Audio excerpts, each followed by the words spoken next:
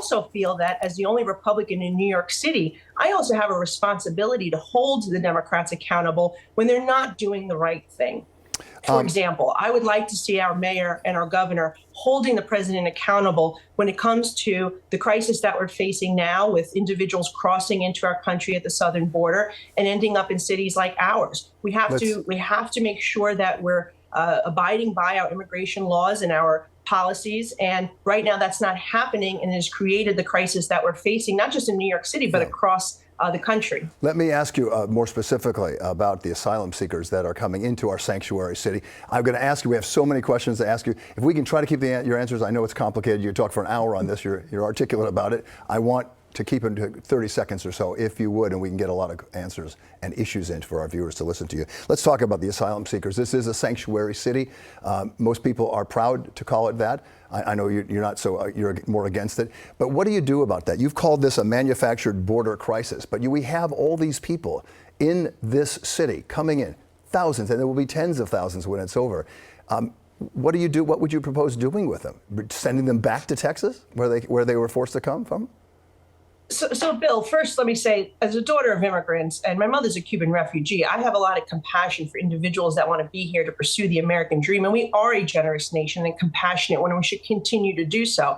That's why I'm proud of helping 78 individuals from over 25 countries who have been stuck in the red tape and the bureaucracy, who came here legally and did everything right, become United States citizens. I would match that record against any member of Congress in the country. But what we're seeing at the southern border is an open border policy that has allowed 4 million individuals from 60 different countries.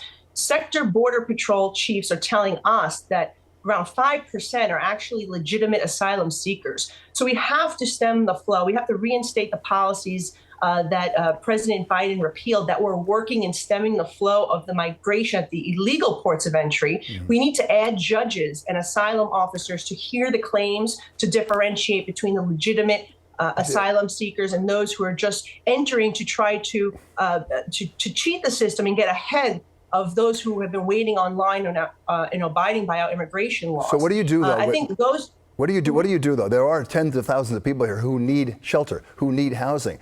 This city, the mayor, who you seem to have some agreement with about some issues, and you praised him for some things. He says we have got to take care of this. There is a humanitarian crisis. We can't just send them to some other state. And so we're trying to do that. There is some talk about putting shelters for people in various places, including a cruise ship off the Hudson.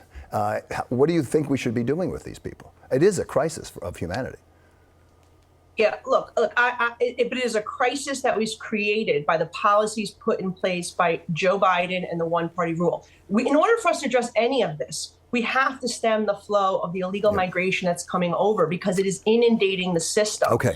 The vast majority of the individuals, again, do not end up qualifying for asylum, and then they are returned. They can't just come and claim asylum if they don't have a legitimate case. And that's why I say it has to be resolved really at the border. And if we have more judges, you only have 600 judges right now for millions of individuals. That is certainly not enough. And so it doesn't serve anybody for the individuals to be here without asylum approval, not having work authorization to provide for themselves, because then they become a burden to the taxpayers, who are already struggling to pay for their own rent and mortgage and put food on the table for their kids, particularly at this high time of inflation. So I think we have to stop. We could talk about this for a long time. I want to